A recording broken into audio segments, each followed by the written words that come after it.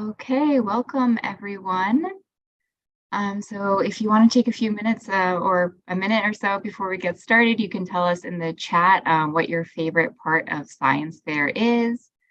We're going to get started with our top 10 tips and tricks webinar in just a second, but thank you all so much for tuning in and joining us today. We're excited to help you on your journeys in completing the Thermo Fisher Scientific Junior Innovators Challenge application.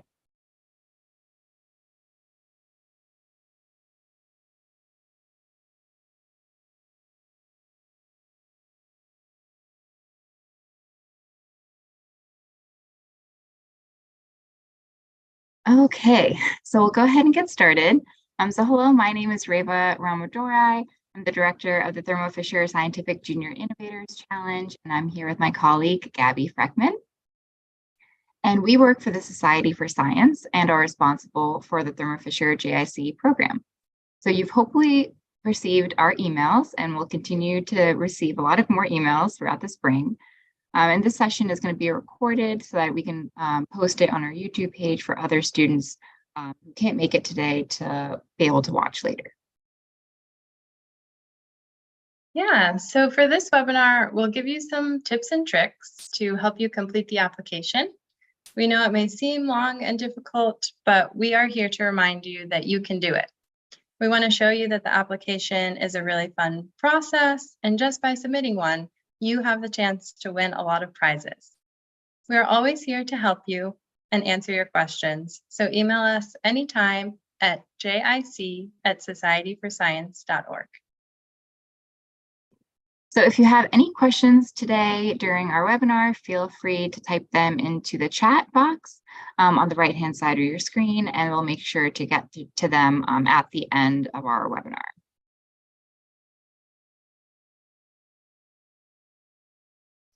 Great, so just to start off, what is the Thermo Fisher Scientific Junior Innovators Challenge? I'm sure some of you know, but in case you don't, Thermo Fisher JIC is the premier national STEM research competition for 6th, 7th, and 8th grade students. From 2011 to 2022, the competition was known as the Broadcom Masters, but Thermo Fisher Scientific is our new sponsor. If you were familiar with the competition before this year, nothing about the core competition or process has changed, just the sponsor and name. The first part of the competition consists of a written application where you tell us all about your research project. You'll also be asked to describe your hobbies and interests and respond to a few creative essays.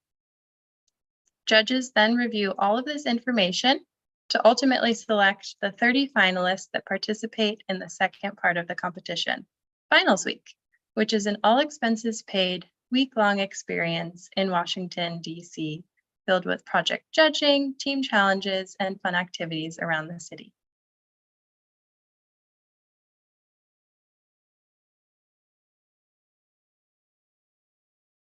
All right, so just to go over how you can become a Thermo Fisher JIC finalist, in order to qualify, a student must first place within the top 10% of a society-affiliated science fair. So if you're watching this video, you're most likely a nominee, which is a huge accomplishment. Congratulations. And if you haven't opened an application yet, hopefully you will after this webinar.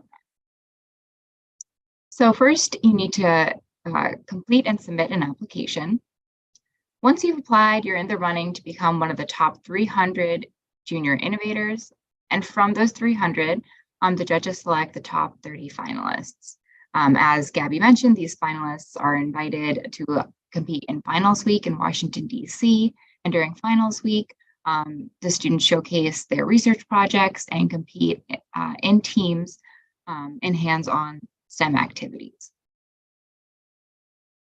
So if you want more information on the competition, how to apply, what the whole program entails, definitely check out our last webinar that we did for an intro to the competition.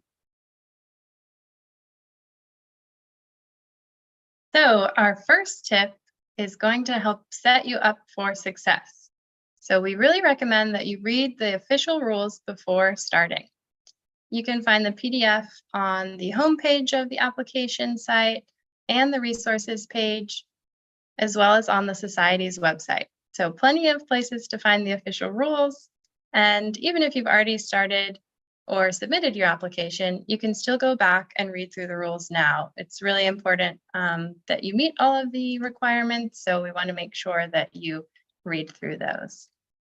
The official rules go over eligibility requirements, what you must submit in order to complete your application, the ethics statement, team projects, visual aid guidelines, and your science fair paperwork. It has a lot of information, so it's really important that you read through it. And remember, you can always email us if you have any questions.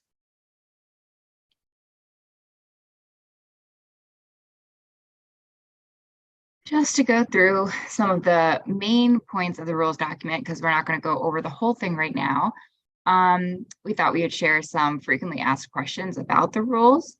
So one common question that we get is about team projects and whether applications are submitted separately. So yes, each team member must work on and submit their own application. And this is because the application looks at more than just your research project. And we want your individual strengths and accomplishments to really stand out. So we understand that a lot of your questions in part 3, which is the project essays section, are going to be specific, to your project, and they might be similar. But we do ask that you try to answer these questions in your own words. Nominees also frequently ask if you can add more data to a project once their science fair is over, and include this additional data in the application. The answer to that is yes, you can certainly include additional data in your application as long as it is not changing the project's original intent.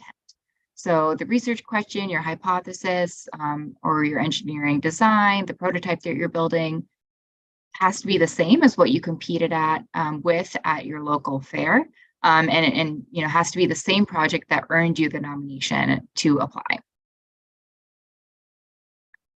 So next, we also get a lot of questions about the visual aid, and the official rules document is definitely going to be your best resource for answering any questions about the visual aid. Just remember that it's an opportunity to share your visuals from the project, whether it's images or figures or charts. You get to decide what you want to share in this aid. It is limited to 2 pages, and it must be uploaded as a PDF. So we don't allow pictures of just if you had a physical science fair board. You don't want to submit just a photo image of your physical science fair board or slides that you might have presented at the science fair.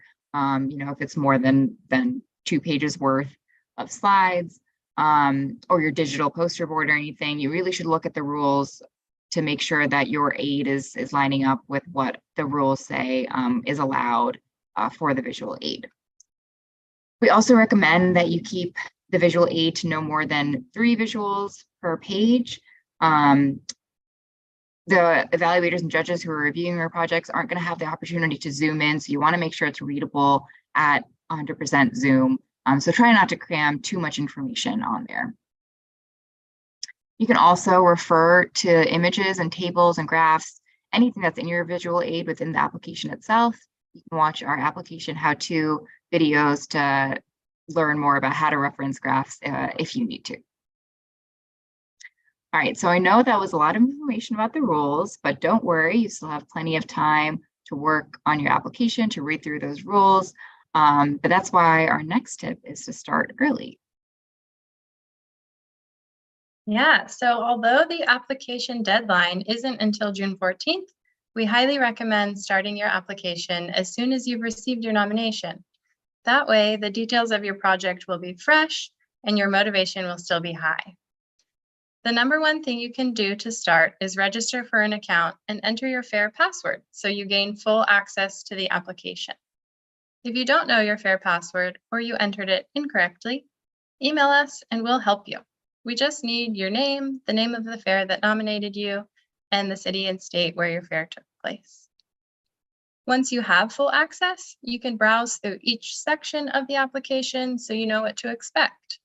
You can skip between different sections too. So if you get stuck, save your progress and move on to another part of the application. There's no harm in going back and forth and just completing what you can. We'll keep emailing your parents or guardians and teachers until you submit with encouraging messages. So just try, you never know. Just by submitting means you have a chance to be named a Top 300 Junior Innovator and finalist.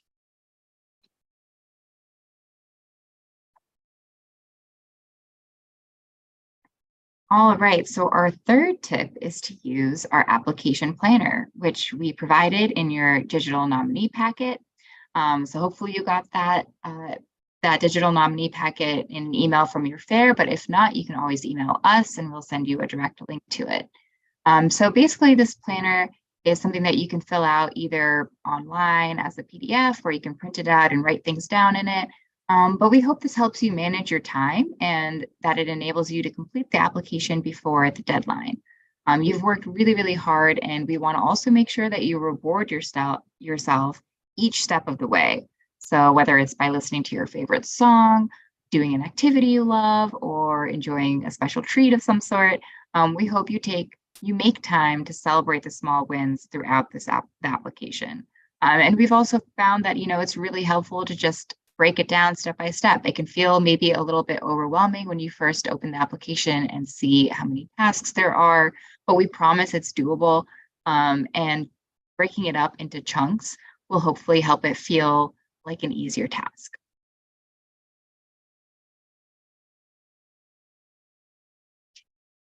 So the application asks about your project, your interests, and your critical thinking skills, which probably feels overwhelming, but we have tons of resources to help you.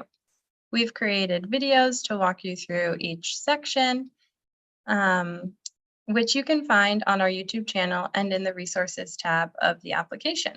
So know that you can always email us with any questions you might have. Ultimately, we want everyone who enters the Thermo Fisher JIC to feel proud, confident, and encouraged to submit their application. Just completing the application is an incredible learning opportunity and helps you practice communicating your ideas. You all have done amazing work to make it this far, and we hope you continue by opening and submitting your application this year. We hope you use these resources if you get stuck, and email us whenever you have a question.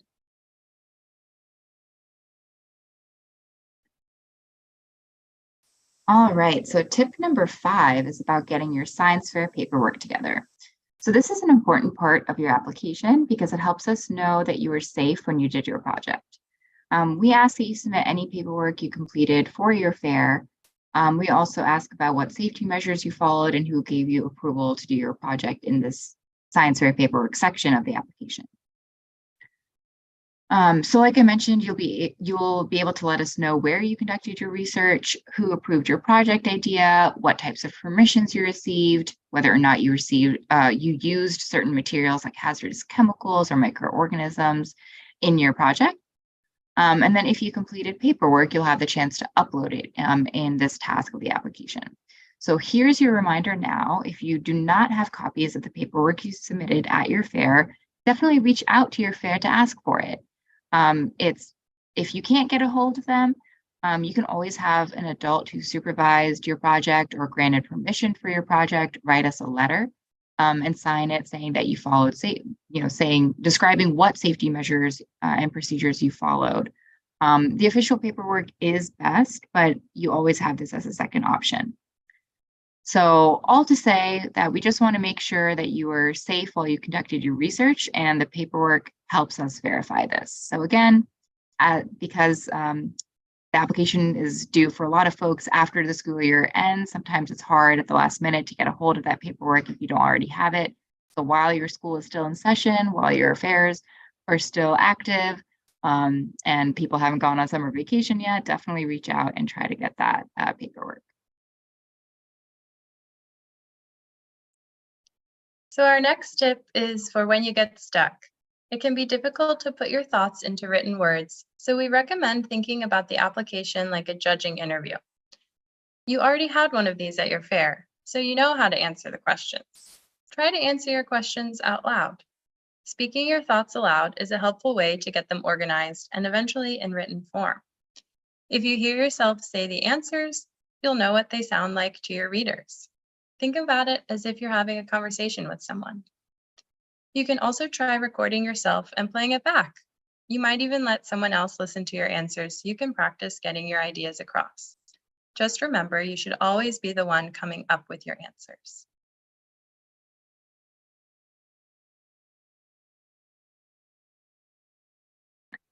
All right, so tip number 7 is to just be yourself. We ask a lot of questions in the application so that the judges can get to know you. Having a teacher or parent or adult review your work for things like typos is definitely okay and actually recommended. But the application itself should definitely be in your own words. Make sure you're describing your project as thoroughly as you can within the word limits. It's fine if you're below the word limit. Don't feel like you have to meet a certain number just because it's there. And you can always use another document first to write out your answers. And then when you're done editing it, copy and paste it back into the application. For the project essays, remember again to just be yourself. For the creative essays. You'll have different options to choose from for a total of 2 essays in the creative essay portion. And then we ask a few additional questions about your STEM story so that judges can learn a little bit more about your journey. You can also choose to write about your personal story, which is an opportunity to write about your life and experience that you might want to share with the judges. That question is completely optional, though. Just remember there are no right or wrong answers when talking about your personal story and interests, and to just do your best. Remember to show your personality, creativity, and critical thinking.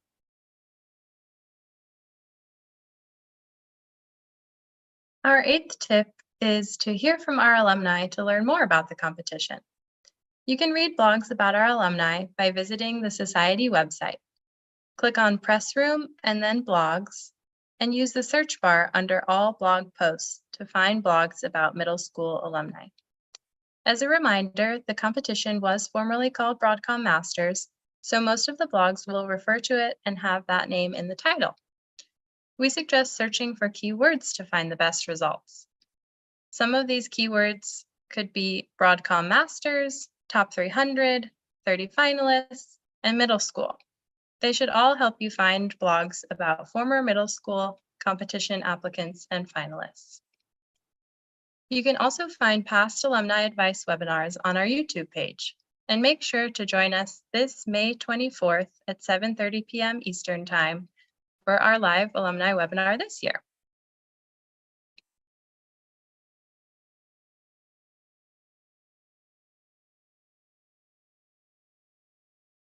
All right, so tip number 9 is to submit early.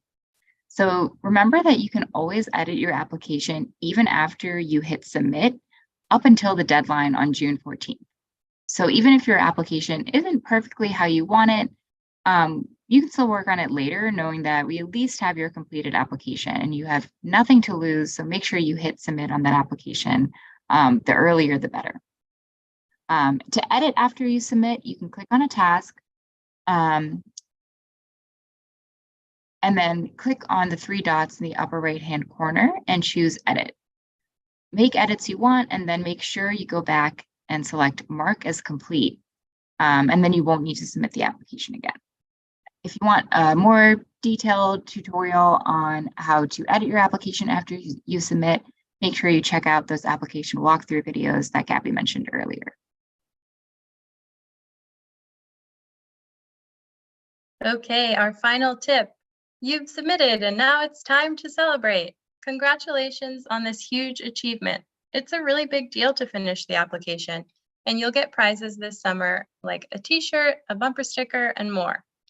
So make sure to watch the highlights video and see what you could experience in the fall if you're chosen as a finalist.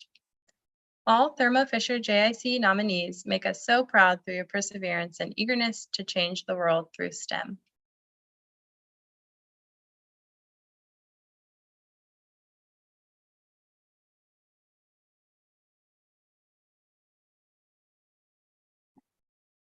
All right, so we hope you enjoyed these tips and tricks and that they help you with the application. So now we're going to take some questions. You can enter any questions you have in the chat to the right of the video screen. So we're going to wait just a minute or so for some questions to start coming in, and then we'll go ahead and start answering.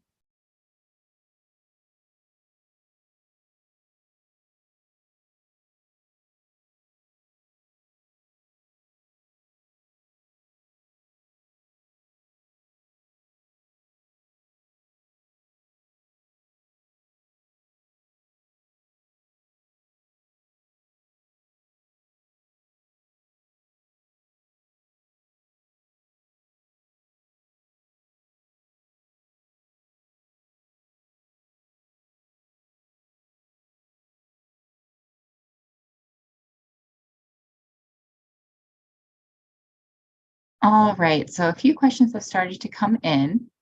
The first that I see is someone's just curious about how many people get accepted into Thermo Fisher JIC. So again, ultimately, we have 30 finalists every year, and those finalists are the ones that come to Washington, D.C. to compete in finals week. We also have a top 300 that's going to be announced in early September. So the finalists are selected from that pool. And each year, the number of applications we get varies. Anywhere between 1,800 to about 2,000 is a rough estimate of the number of entrants we receive in a year.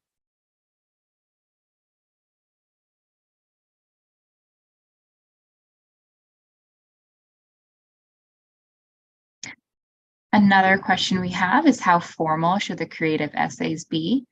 That's a great question. Really, the creative essays are a time when you get to be creative, for lack of a better word, but you can answer the questions how you'd like. They should be formal in the sense that, the judges would want to see complete sentences. You want to make sure you're, using proper grammar, punctuation, all of that.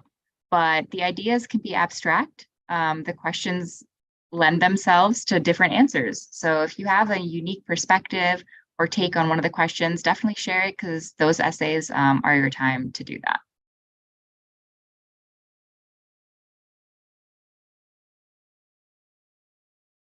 I see another question. I'm sorry for the student who has been trying to email us and not getting through. I definitely recommend maybe trying to email us from your parents' email address, parent or guardian's email address. Maybe that one would go through. I'm not quite sure why you're having that technical issue. You can also call us at, you can call the society office, and we might be able to help troubleshoot your issue specifically. You can find that number on our website.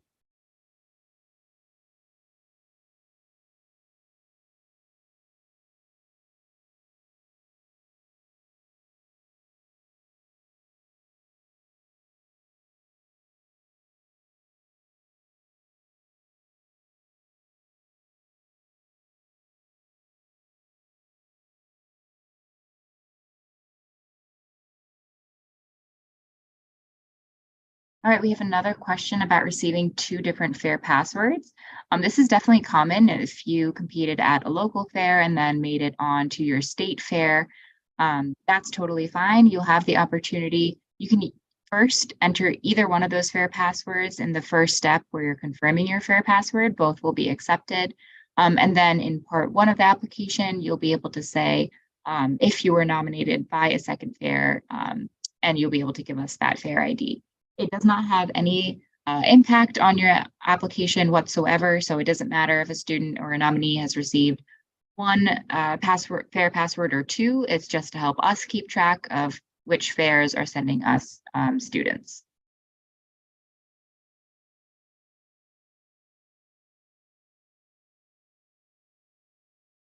Okay, so we have another question about, do you win money as a top 300 junior innovator? Yes, every top 300 junior innovator receives a $125 cash prize, courtesy of our partnership with DoD STEM.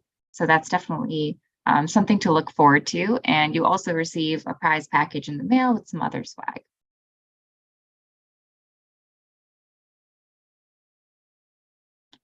I see another question about visual aids. Um, so should visuals in the visual aid have an explanation, or would those be in the application? Um, you should definitely keep text short in the visual aid. You want to only use words that for titles, captions for your figures, things like that, but all of the project essays should be within the application. We also want to make sure that anywhere in that application, you don't have hyperlinks to any other materials, be it videos, other resources, nowhere in the visual aid or in the application itself should you have any external hyperlinks. Okay, so another question, not another question, but a new question about ISEF forms, and do all ISEF forms need to be filled out? No, they don't. First of all, you might be wondering what ISEF forms are. ISEF is our high school science competition, and many middle school fairs use our ISEF paperwork for their students as well. If your fair uses this and you filled it out for your project because you used, say, microorganisms or you had human participants, then yes, you should upload those forms into the science fair paperwork task of the application.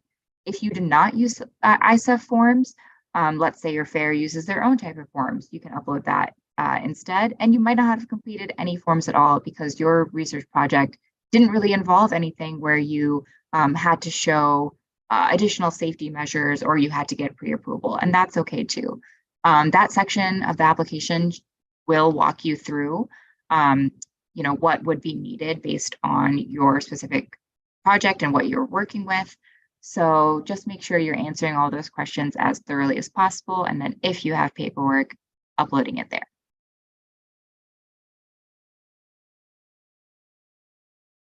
All right, so a few questions about the nominee packet and what is in it. Again, you can email us, and I'm actually going to scroll to the next slide here so you have some links and contact information that you can screenshot or write down.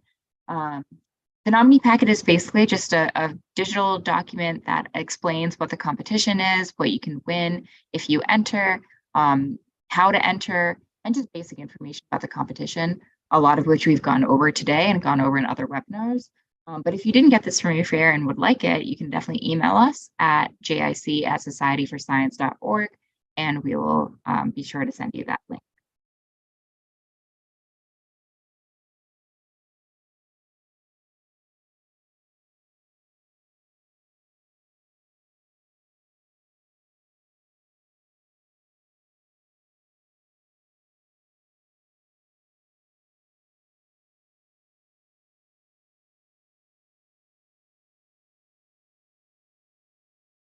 Okay, another question about adding extra material to the application and where you can attach it. So you actually cannot add extra material to the application.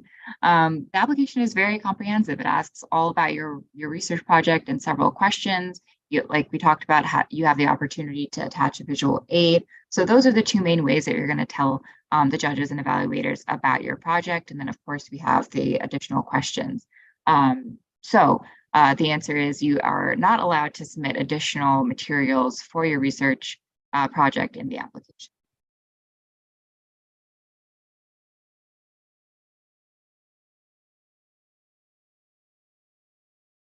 I see another question here about a project title and can it be different than the title that you submitted at the fair? Yes, you can definitely use a different title than what you used at your fair. Whatever you submit in the application is going to be what we use in materials later down the road if you're selected as a top 300 junior innovator or 30 finalist, but it does not have to be the same one as what you entered in your fair.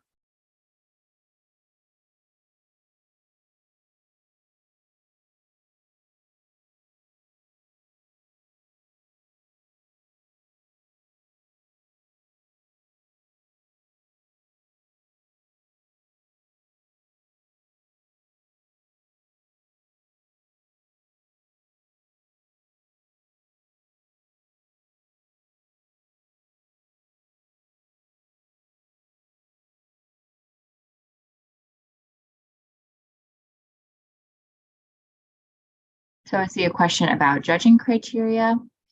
We don't share official rubrics, but the judges do look for project and originality, creativity, a solid understanding of your methods, and they appreciate student independence and unique ideas, as well as a thorough explanation of the research question.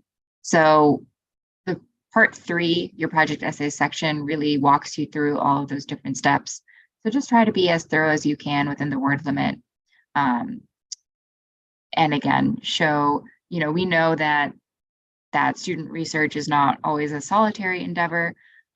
So there's a question in the application itself that asks who might have helped you with the project, and that's totally fine to answer that truthfully. We want you to answer that truthfully, because the judges, can also tell if it's something that you might have had heavy external involvement in. So you want to be sure that you're explaining that as well.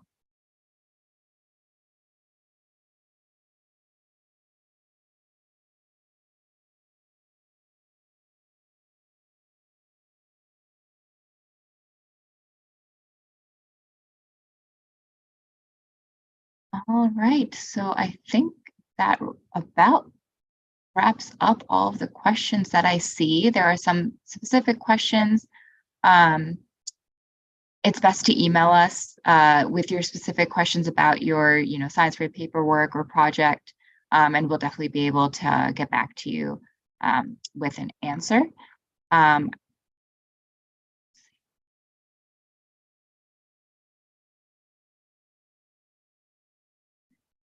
So if you want to reference this video again, it's going to be up on our YouTube page. You can just go back to the homepage of this channel and then click, I think the live section is where you'll be able to find it.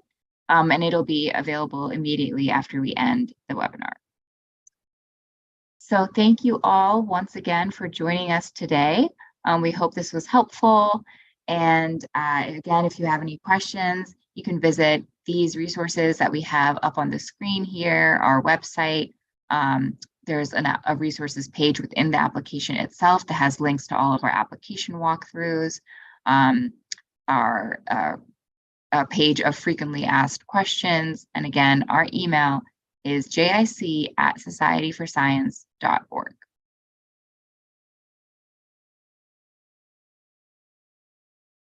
So again, if you have specific questions, please email us. I think there's just one more student. The response we gave to the student that's having trouble emailing us, try from your parent or guardian's email address to send us a note. Otherwise, you can find our phone number on our website. All right, thank you, everyone.